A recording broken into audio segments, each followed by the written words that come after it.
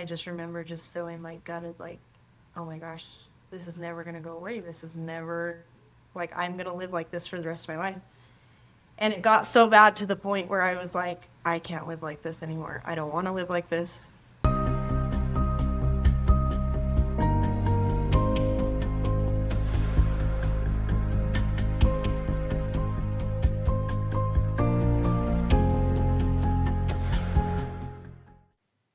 Hey guys, we are so excited to announce that pre-sale tickets are available for the Come Back to Christ event happening September 5th and September 6th.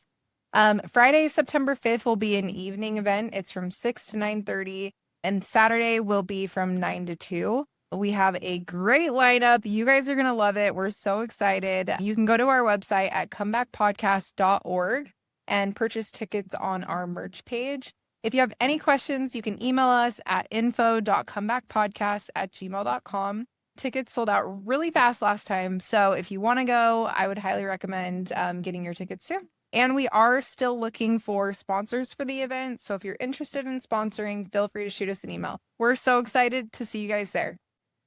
This episode is brought to you by Cozy Earth. Did you know that cooler sleeping conditions may boost serotonin levels, contributing to improved mood and reduce symptoms of depression? I am definitely a person that likes to sleep with it cooler, and I live in southern Utah. It gets to be like 115 degrees here, and so sleeping cool at night is definitely a priority for me. So when I received a set of Cozy Earth sheets, it was a game changer for me. I have loved them so much. They keep me cool at night. They're super soft. I have never experienced such a great night's sleep as I have with these silky, soft sheets. They are amazing. And it's a risk-free purchase. You have a 100-night sleep trial, so you can try them during the hottest nights of the year. If you're not in love, you can return them hassle-free, but trust me, you're going to want to keep them. They're amazing. Also, you can go to cozyearth.com and use code COMEBACK for 40% off. That is such a good deal. I'm about to go load up my cart right now. So they are the best-selling temperature regulating sheets, and there's a lot more. You'll feel the difference the very first night. Sleep cooler, lounge lighter, and stay cozy. Allie and Steve, I'm so excited to have you guys on the podcast. I know that Trent is your neighbor, and for those who don't know, Trent is our head of operations over here. He is just like the most divinely orchestrated individual that came into the podcast at just the right time.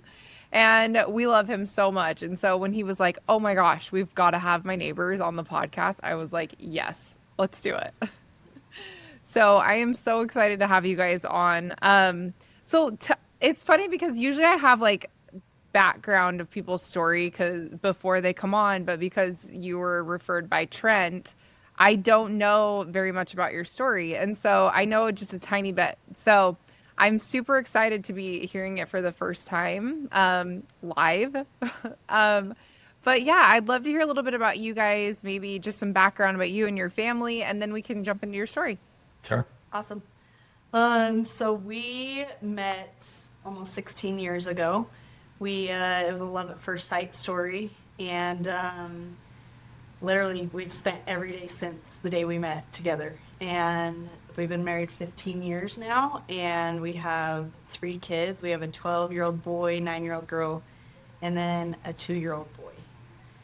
And so we've got our hands full. We're a big sports family. He coaches at the local high school. He's coached football and baseball there ever since we moved in, for about 12 years. Coaches our son's traveling baseball team. Our daughter does competitive soccer, so we are busy all the time. Awesome. And we love Trent. Going back to Trent, we love Trent. We've known the Wardwells for a long, long time. They're fantastic people. And we've been their neighbors now for 12 years. So we know them really, really well. We've worked in church colonies together. We've obviously done lots of stuff together as neighbors, but we love the Wardwells. They're great people. Allie's also a nurse, and that'll probably come into her story a little bit because she's a new nurse as of the last few years. And she kind of came into that through her story, and it wasn't part of the plan, but ended up becoming part of the plan. And then I work in software technology sales. I work for a payments company out of Canada called Nuvei. So even though we, both have those parts of our lives where we have our careers, we love doing lots of other stuff. We spend a lot of times outdoors with our kids, and obviously I coach a lot, and so we do less work and more spending time together. I love it. Awesome. That is so cool. Well, awesome. Let's jump into your story. I'll let you take the lead, Allie, and then Steve, as you want to kind of. Yeah, this is her Yeah. this is her story. I'm gonna say very little What do today, you want probably. me to say? I'm like, just type in where you feel like Yeah. you had an experience. Allie's or definitely the whatever. focus here. No, so this is totally out of my wheelhouse. Like, I am not a big social media person, and so, but I feel like your podcast has really strengthened my testimony, and so if I can do that for somebody else, I'm happy to do it. But no, my story starts back when we had our first baby. So when we had Nixon, we had him, no struggles, got pregnant the first month, like it was great. And then we had 2 miscarriages after him. So we lost a baby at 8 weeks, and then we lost another baby right after that, around like 6 weeks. And at the time, it was just all my doctors just saying, "You're good, just wait one period, just try again." So that's like what the mindset was. And then we got pregnant a few months later with our daughter, and no issues with her pregnancy, and it was great. And then in between our youngest, you can tell that we have a huge age gap between our daughter and our youngest. We have 7 years. We had 3 miscarriages, and I feel like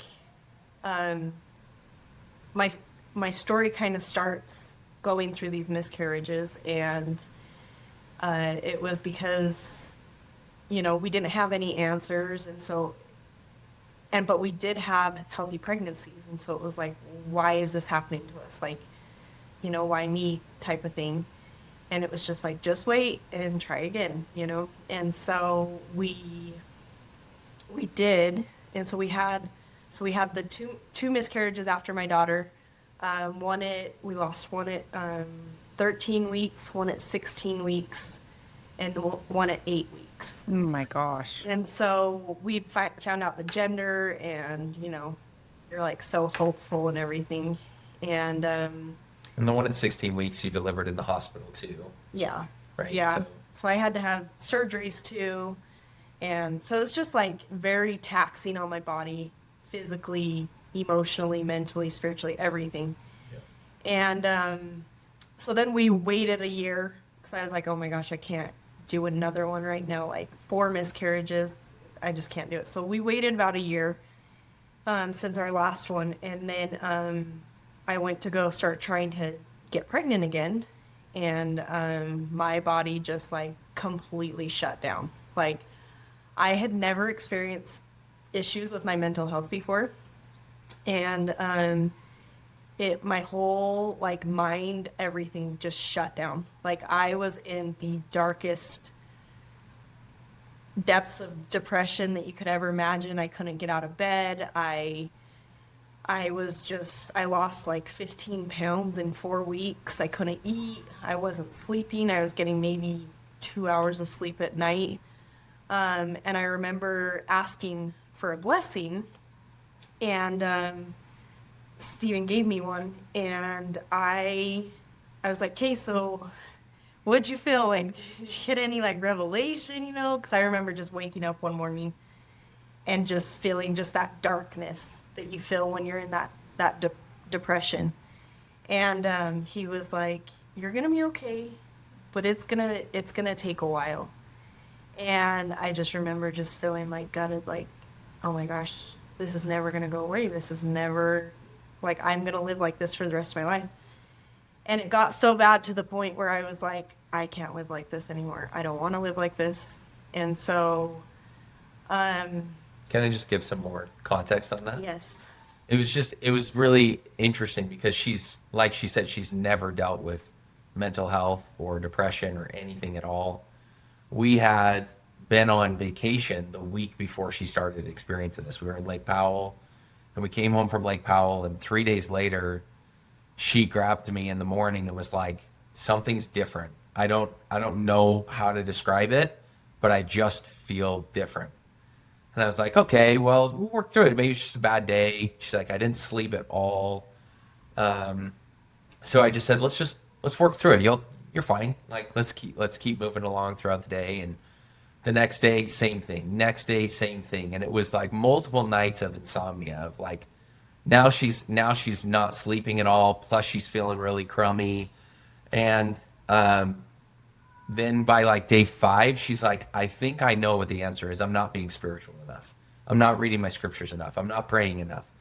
So then she starts burying herself in her scriptures all day long, praying all day long, and it's getting worse and worse and worse. And so it really was out of nowhere. And within a matter of 3 to 4 weeks, like she said, she's in a state of like, I don't want to be on earth anymore. Like I can't do this any longer. I'm done. Like something's so wrong with me right now. I'm done. Yeah, and I think also it's important to note that it was, now looking back on it, it was like a slow build of all my hormones being out of whack. And I had periods of really bad anxiety, but at the time I just was like, oh, I'm just so like nervous. Like I'd never experienced it before. So yeah, so then picking up where he left off. So I ended up going to the hospital because I was like, I don't feel safe around my kids. I don't feel safe being home alone by myself. Like I was just in such a dark, dark place. And I was like, just trying to get through the minute or the next 5 minutes or hour or whatever it was. I bought a safe. Yeah. I hid my guns. I hid the knives. Like it was really bad, really fast. Yeah. And it was really scary, to be honest with you. Yeah. And so when he took me to the hospital, the ER, I remember walking in and they're like, why are you here? And I'm like, I am not well. Like I am suicidal and I need help. And I remember a nurse coming around the desk and giving me just a big hug and just telling me, you're okay. You're in a safe spot. We're going to take care of you. And it was like this whole like weight had been like lifted off of me. Don't get me wrong. I was still very like sick, but it was just like in that moment, I was like, wow, that I want to be like that person. So then, we went through the night and, you know, when you're in the ER, it's like taking hours and hours, and they, you know, had a social worker come in and interview me and see if, you know, inpatient stay was best for me. And it was. And I remember being like, oh my gosh, oh, I don't want to be away from my family for a couple days or, you know, even through the night. Like, I don't want to do that. And they were like, we really think it would be good for you, you know, to kind of reset, to separate yourself from all the tasks at home and everything. And I was like, okay. We kind of both looked at each other and we're like, this is what I need to do. So I remember Stephen leaving me. So it was in the middle of the night. They had to transport me by ambulance because I was now an inpatient, and so they couldn't, and I was at risk for myself. So they couldn't let me him drive me up there. So I remember them closing the back of the doors to the ambulance and Stephen just like driving away. And it was like one of the scariest moments I've ever felt in my life, because I was like, oh my gosh, now I feel like I'm really just on my own. And then it got even worse from there. I pull into the inpatient rehab, they unload me, whatever. They have to do a full strip of my body to make sure, you know, I don't have anything on me or anything. And then they took me to my room, and and any patient that comes in the middle of the night, they have to check them into like intensive psychiatric, because they don't know your state of mind. They don't really know much about you. So that's where they checked me in at. And it was honestly the worst night of my entire life. Like, I felt like I had experienced bad nights, you know, with no sleep and everything. But now I was like on day 30 of no sleep. And I'm in this psych ward with people who have schizophrenia and like severe psychotic disorders. And I remember just like feeling so alone and being like, God, where are you? Like, I have never felt this before. I've never been this alone. And I remember coming out of my room, you know, and people who are hallucinating and things like that, they're walking up and down the hallway, and it was really like kind of traumatizing. And I remember just sitting on the floor. It was like the hallways were all dark, and I remember sitting on the floor and just starting to cry. And one of the nurses came over and sat next to me and was like, "Are you okay?" And I'm like, "No, I have not slept. I can't go to sleep. I've been laying in my bed that you just gave me for 2 hours." And there's like a little like 4x4 window, you know, on the door, and there's nothing but this metal bed, and like that's pretty much it that's in this room. And so it was really, really hard. But the next day they moved me up to a different floor, thank heavens. But I was in there for 2 weeks. And Stephen was so great with all of it, and he came and visited me every day. And I remember them saying to me when I was in there, "Okay, the real work starts when you get home." And I remember being like, "Oh my gosh, I can't live like this. Like, my brain feels like it's just like I can't think straight. I can't get through minutes. I can't even take care of my kids." Like, it was so bad. So I remember getting out of there, and I was more stable than when I went in, for sure. But that's when like my real faith journey crisis began. And my story is way different than most of the people that come on your podcast, because I never physically left the church. I never walked away from it. Like, I still went to church. I still did all the things, you know, you're supposed to do. But inside, spiritually, I felt completely lost. Like, I was like, how have I got here? Like, I don't feel the Spirit ever. I don't, I felt so alone. I feel like I couldn't feel God. And it was a year of trying medication after medication. When, you know, if you've been on antidepressants or anti-anxiety meds, they take 6 to 10 to 12 weeks to kick in to reach full effect. So we'd get to the end of, you know, the 8 or 10 weeks or whatever, and it wasn't working, and so we'd have to start all over again. And so it just felt like I kept getting placed back at the starting line to heal. And it was awful. Like, for a few years it was really bad. And then I remember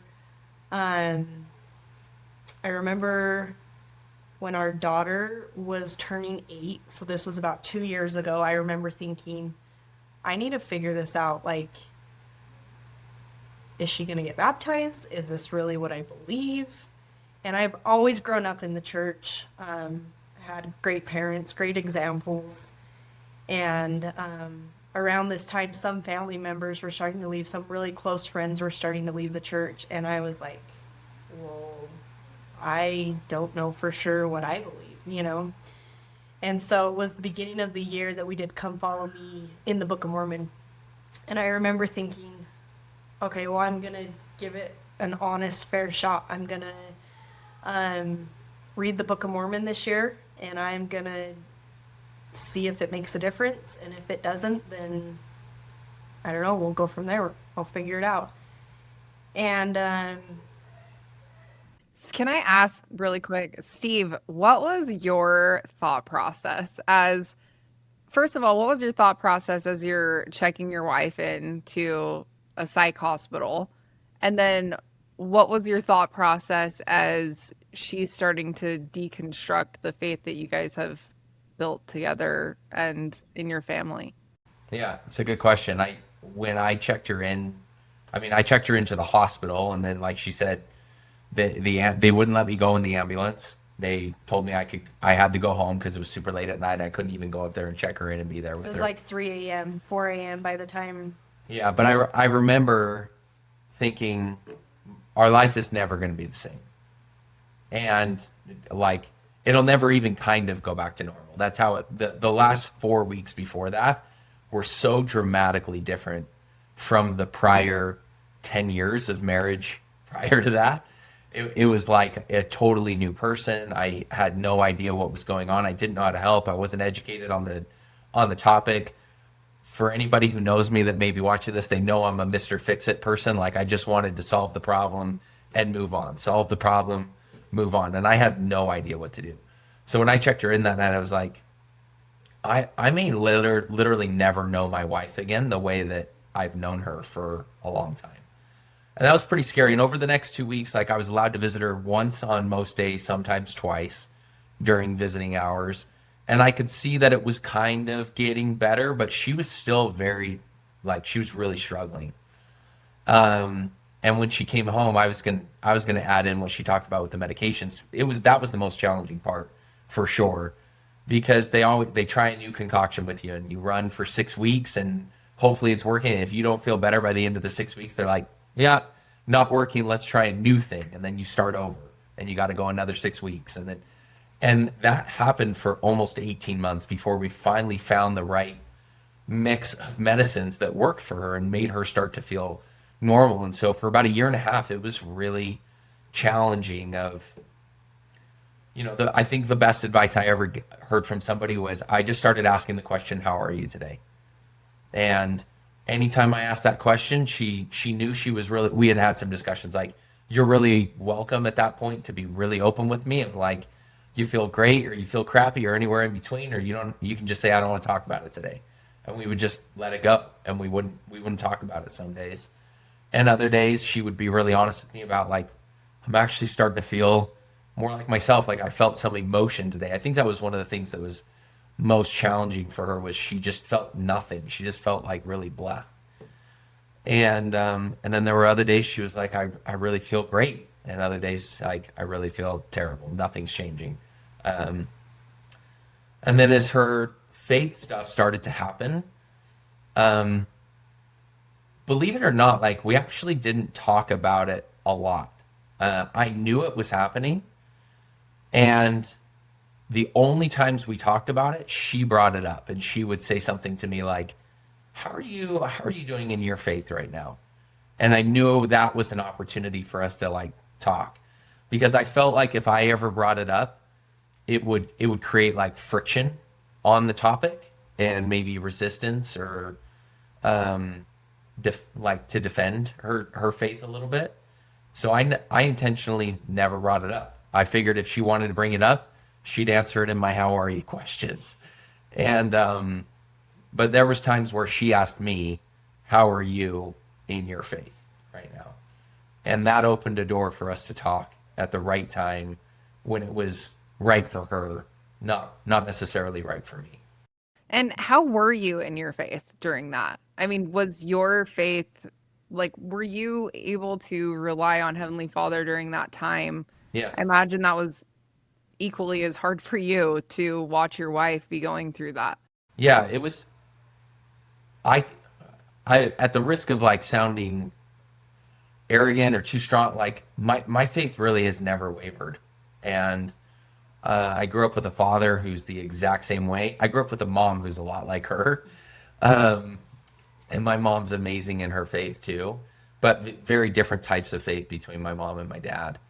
But I served, the reason I know the Wardwells really, really well is Trent and I served in an elders quorum presidency together for 5, almost 6 years.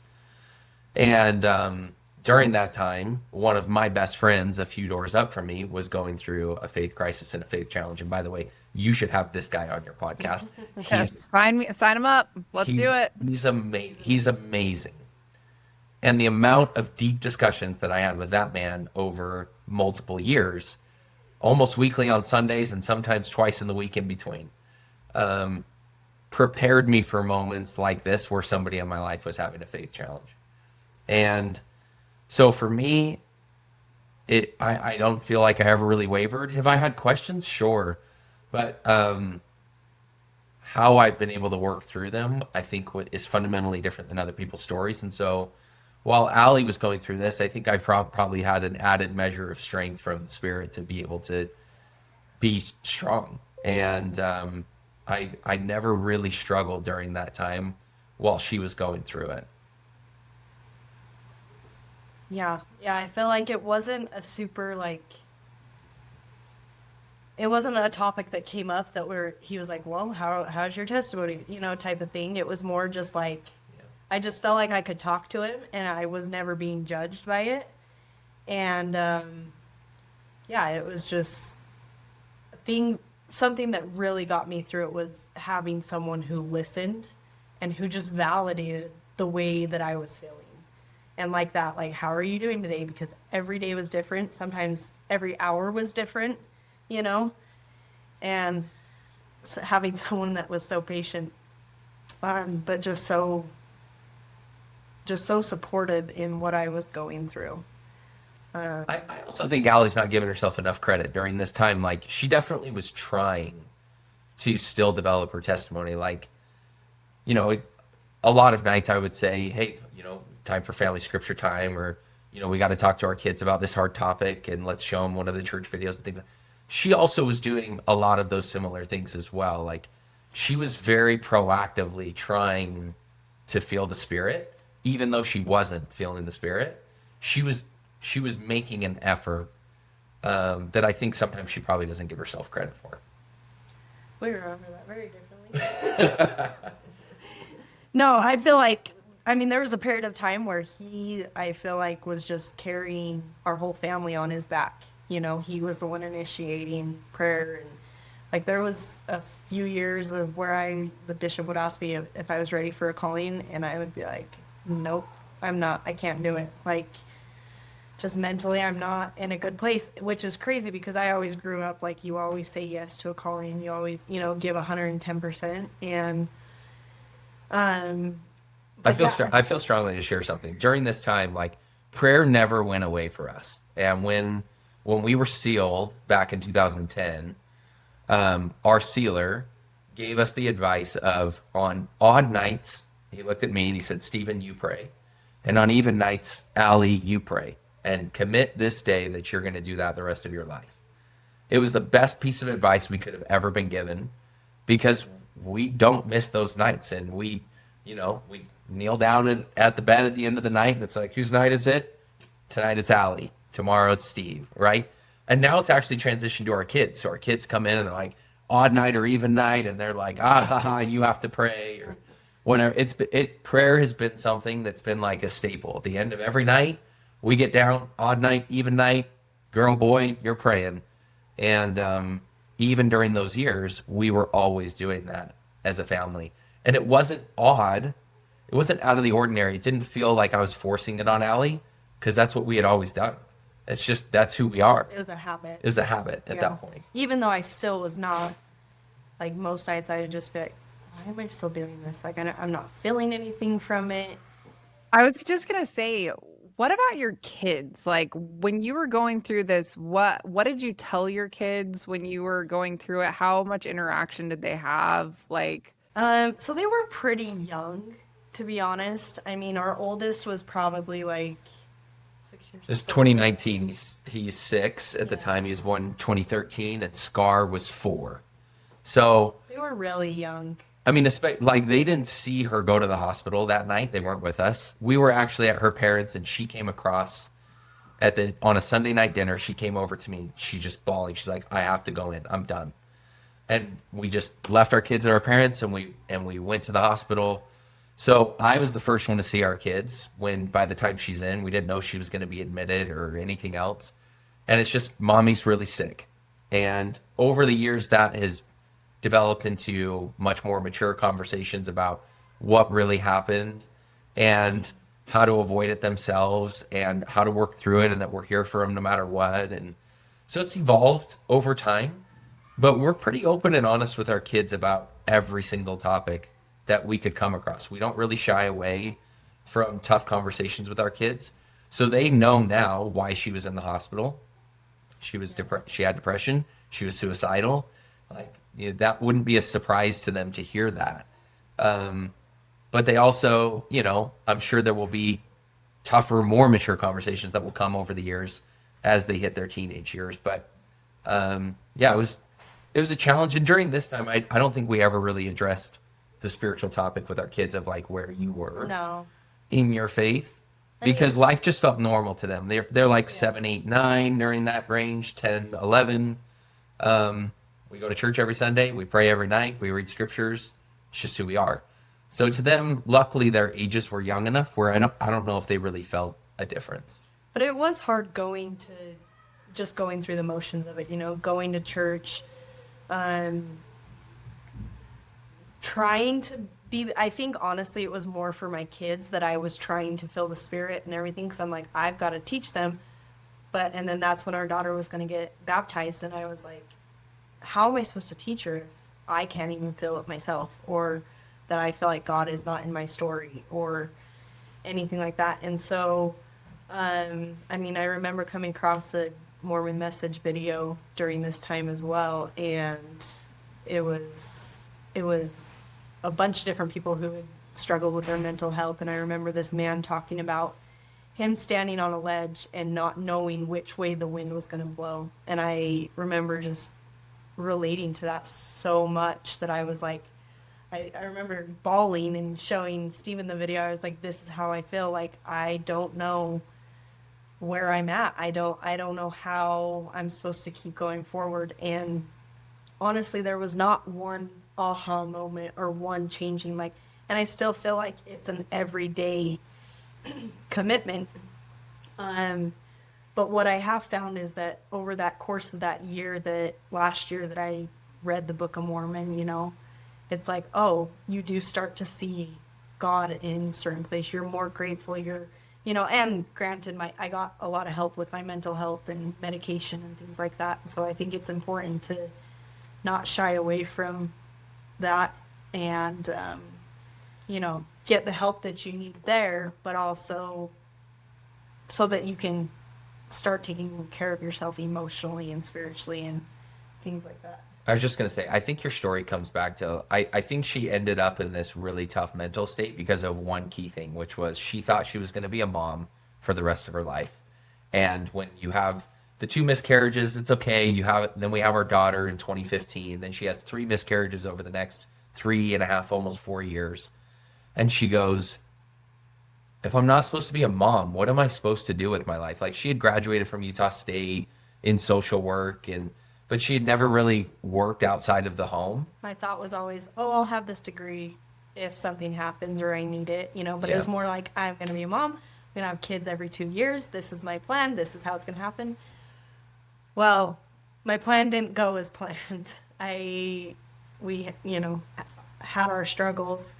But after I went through the whole hospital and was trying to find my way back with the mental health and spiritually, I guess it was kind of an aha moment. We were sitting with some friends, and he was talking about, yeah, I might go back to school and get my master's. And I was like, whoa, if anybody's going back to school, it's going to be me, which was so out of left field. After high school, I never wanted to go to college. I didn't have a plan. Like, I was like, I just want to be a mom. And, but I remember those words coming out of my mouth, and I was like, what did I just say? Like, why would I go back to school? But honestly, I attribute it back to my nurses that took care of me, and the doctor's appointments I went to. And I just remember thinking, I want to be that for somebody, that person that comes into the ER who is in the lowest point of their life. Like, I want to give them that comfort and that hope. So I started school back in 2020. So the whole mental breakdown, everything happened in 2019. 2020, I went to nursing school, and I started in their master's program. And then that was about a year into it, a little over a year, we started. I remember thinking, I want to try again to have a baby. And I need to know we did everything we could to kind of close that door. And so we ended up going to the fertility clinic, and they ended up finding something, and they were like, well, we'll put you on hormone suppressants for a little bit, and then we'll basically put your body through menopause, restart your body, and then it should like help with the lining of your uterus. So that's what we did, and we got pregnant 2 months later with our baby Banks now, and he is almost 3. But I remember, so I had him and graduated from nursing school in the same, like, within 2 months of each other. It was kind of crazy. So, yeah, it's just been a long process and a long journey of, like I said, it's still an ongoing thing. It's not this, I'm back and my testimony's firm as ever, you know what I mean? Yes, I feel like I have a strong testimony, but it's something that I have to continue to work at and be present for. Like it can't just be something that gets put on the back burner, or something that,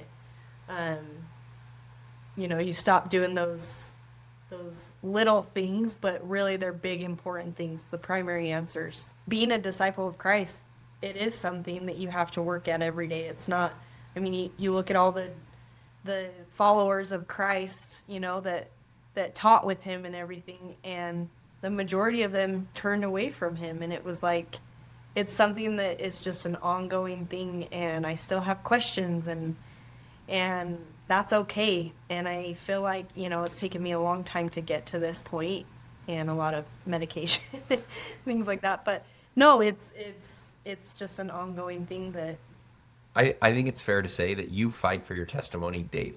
Yeah. And at every stage of our lives, your testimony is built, or what's working for you spiritually can change and evolve, and that's okay. During this time that she was really struggling, one thing I look back at and say that really worked for us was watching The Chosen as a family. We watched The Chosen, and I think Allie recentered her faith on Christ.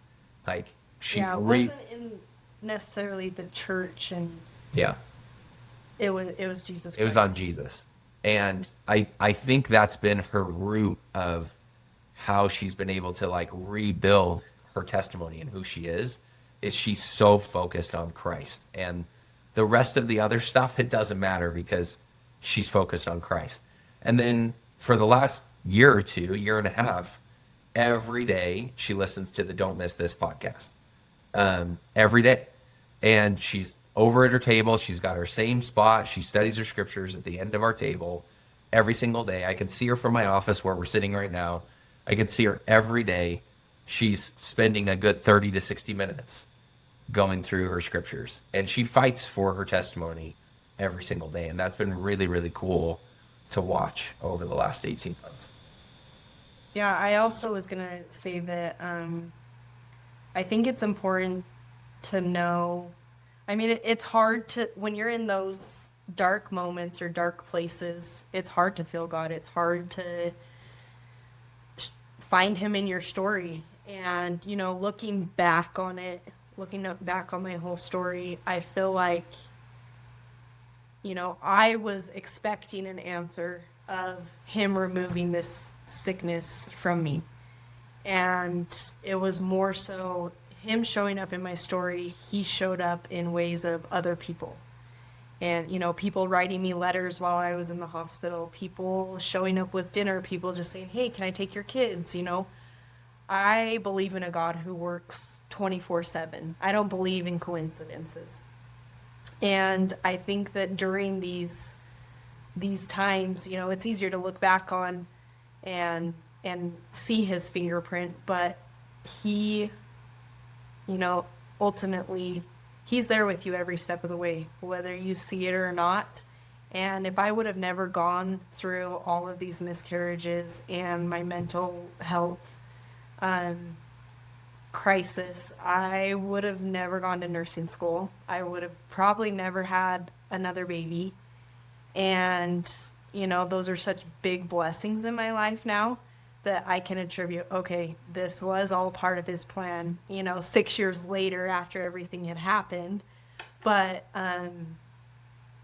yeah, I just feel like some moments you're just looking to get through the minute, and that's okay, you know. Just taking one step forward. If I've learned anything, that the Lord loves effort, and that's all I can do at the end of the day. Man, I love that so much. It's so beautiful how God works all things to the good of those who love him. It like all things, even these seemingly impossible to get through trials can be worked to the good. And I love how you pointed that out. So what advice would you have for somebody who is struggling with their mental health? They feel like there's no light at the end of the tunnel. What advice would you have for them? I would say, hang on. Like, you have so many people who love you, who you may not feel it right now, because it's so hard to feel emotions and feelings when you're going through it, that it's important to find someone that you trust and to talk about it, because it does you no good to be silent and suffer in your silence, because that's not where you're going to get help, right? And so whether you need to even go to the ER and, talk to somebody there, like there is so many people that can help you, and it's easier said than done, but when you talk about it, you're able to find help that you need. If I can just add, I think one of the things that has helped heal Allie the most mentally, and that's something that I've noticed in a number of people who have struggled with similar things, is finding something that you're passionate about that does bring you happiness. I think her true healing started to happen when she found that nursing was something that brought her real happiness.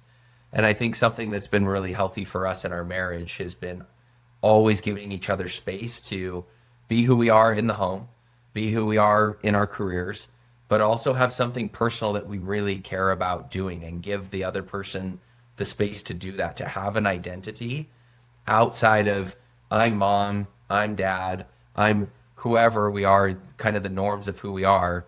If you also have an identity in something that you are passionate about, that you love to do, you're going to draw a lot of happiness to your life as well.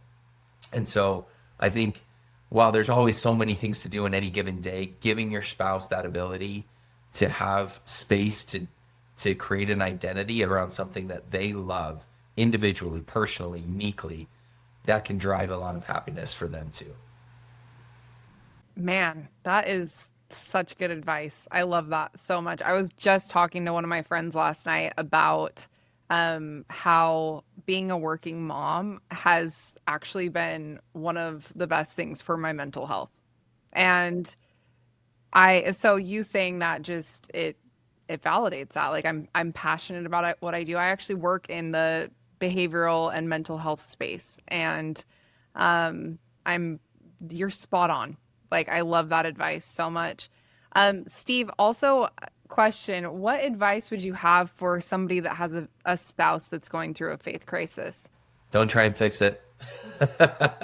Just ask them how they're doing, and ask them at the right time. You have to, I mean, I sent up a lot of prayers at that time, like, help me know when's the right time to talk to her and ask her how she's doing. That's going to open up a conversation that'll allow us to grow together and have the right time to have a discussion. And so it was a lot of prayers and me leaning on Heavenly Father, and also just not trying to fix it. Who I don't even remember who gave me that advice early on, but I remember it vividly. Don't try and fix this. And so I never did. I just tried to listen. Yeah, I think if he would have tried to fix it, it would have pushed me away for sure. Because in my mind, there was no fixing it. It was obviously something that I had to go through and figure out for myself. And them just listening and just asking how you're doing is more than fixing it. Yeah. I love that so much. Well, you guys, thank you so much for coming on the podcast and sharing your story. I know that You know, it's not easy to come on here and share hard things that you've gone through. And I just appreciate your vulnerability and for you taking your time with me today. So thank you. So, Allie, we've recorded your episode, and sometimes when we record, I've actually had this happen with a couple guests where they're like, "Oh my gosh, I forgot I left something out that's really important to me," or you know, X, Y, and Z. So, wanted to get you back on here and give you the chance to share just a little bit more of their story that was pertinent to for everybody to hear. So, go ahead. For sure. So after I hung up with you, I mean, I had so many thoughts going through my head as I was on with you. And then when we hung up, I was like, oh my gosh, I forgot the whole ending to my story. So, yeah, so when my daughter was about to turn 8, it was like the few months prior to it. So this was a couple years ago. I had some family starting to leave the church. I had friends leaving the church and, getting caught up in certain history of the church or things that they didn't like. And my mentality was, okay, well, I'm going to start reading my scriptures every day and see if what this book has said it's done for so many people, if it can work for me. So I'm going to go straight to the source and see if I notice a change in my life. So I started doing that. That was, a couple months before she started turning 8. And slowly I just started noticing, just a more happiness, more finding joy in little things and being content with my situation. And um so that was like in June-ish when that happened. And so I started reading, started keeping up on it for months. And then rewind to my story a little bit before we had found out with banks, what we needed to do to have a healthy pregnancy, or so we thought. We're like, oh, we're gonna do it again, and hopefully we can have another baby, and give him a sibling close next to him. And so we went through all the same steps again, put my body through menopause, shut down all my hormones, and then they started it all back up again. Said, okay, you can go try it and get pregnant. So after a few months of trying, we got pregnant. And we were so excited because we found out it was a little girl. And all of my pregnancies are kind of high risk just with how many miscarriages I've had and kind of no answers. And so I had been going to the fertility clinic with this little girl, and I went for 12 weeks. And every week it was like blood draws and hormone checks, my levels, and just ultrasounds, just making sure everything looked good. And everything was looking great. And so then we graduated from the fertility clinic at 12 weeks. And then I was scheduled to meet with a regular OB at 13 weeks. And it was kind of a big deal because it was a new OB. And I had never been to a new OB. Like, I had used the same OB for the last, what was it, like 10 years at this point, with all my kids, all my miscarriages, same OB. So he knew my history. And my OB actually got in an accident and he was no longer practicing. And so I was like kind of stressed about finding a new OB, one that I really liked and just worked well with, especially with my history. And so we found this OB and I was super nervous to go to him. But so at 13 weeks, we graduated, went to this new OB, and I was telling him, all my concerns and my history and stuff like that. He's like, okay, well, let's take a look at her, see how she's doing. He pulled up the ultrasound and it was silence. Like, they couldn't find a heartbeat. There was no movement. The baby was in the same position. And I've had enough ultrasounds to know what was happening. And I was just like in shock. Like, I had been anxious with this pregnancy, just wanting to get to the next week. And with all my other pregnancies that have made it, all the full term, I never felt that way. And with this one, it was like we went in, he told, I'm so sorry, there's no heartbeat. And I was just shocked, just didn't know what to say, didn't know what to think, because I felt like, oh my gosh, we figured it out. And, the couple hours after that was just filled with just anger and just being mad and just why, wanted to know answers. Why is this happening to me? And the doctor was so nice and, was like, well, I'll do whatever you want. Like if you wanted to have the surgery, because I had to have a DNC because I was too far along. But so they, I'll do whatever you want. If you want to do it right now, we can take care of it. If you want to come back tomorrow, if you want over the weekend. And I just felt so close to this little spirit that I was like, no, I want, like, I need 24 hours to kind of process what's going on. And so we went home. I was so mad, just sobbing, for hours. And then the next morning we went in, and I am still reading my scriptures at this point, still trying to figure out, how am I supposed to navigate through this again? And there wasn't an aha moment, but I truly believe that me having read my scriptures opened up my heart to be softened and to feel that peace and that comfort from the Savior. And so we went in the next morning to the pre-op room. We were waiting. My new OB came in, and so many thoughts were going through my head, and I'm still mad. And I was like, what more could I have done? What didn't I do? Should I have not eaten this? Should I have done this? Just everything was going through my mind because I was so hopeful that we'd have another healthy pregnancy. And so we, so my doctor just like slowed me down because I was talking a million miles an hour and was like, Allie, you can't think that way. These are times for you to put your money where your mouth is, so to speak, and to believe in what we believe. His testimony hit me so strong in that moment. And it just like hit me, just like, okay, yep, you're right. Like, this is how I'm supposed to strengthen my faith, is if I really believe that there's an afterlife and, a bigger plan for me, now's the time to believe it. And he went on to share his experience with me that he's been an OB for 30 plus years, and one of his daughters or daughter-in-laws was coming to him, and he ended up delivering a grandbaby, stillborn at 38 weeks.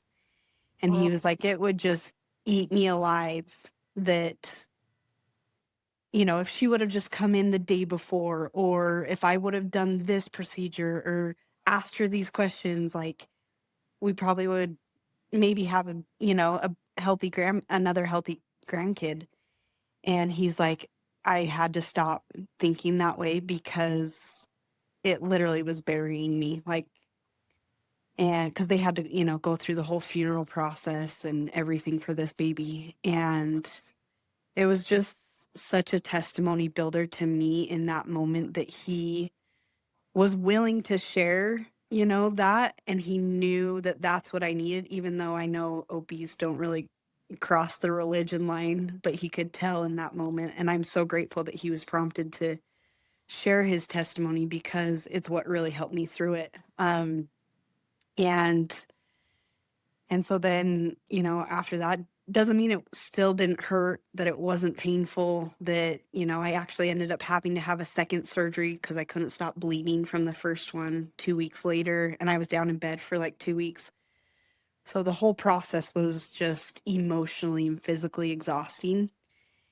And, but I was able to really turn to the Savior and I, still, when I think about that little girl and that I should have an 18-month-old right now, when I was studying the scriptures, I really learned that it's not a book about Nephi or Moroni or Ammon or any of these people. It's a book where Jesus Christ showed up in their lives.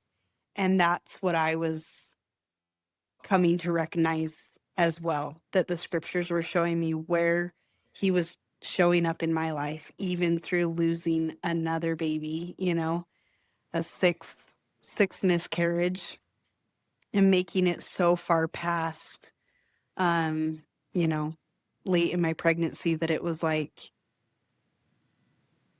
it softened my heart. And I truly believe that God also puts people in our lives as we go through hard times, to help us get through those hard times. And I don't doubt that doctor, that I had to go to him. Yes, because my other one had an accident, but that he really was an angel in those moments of what I needed to hear.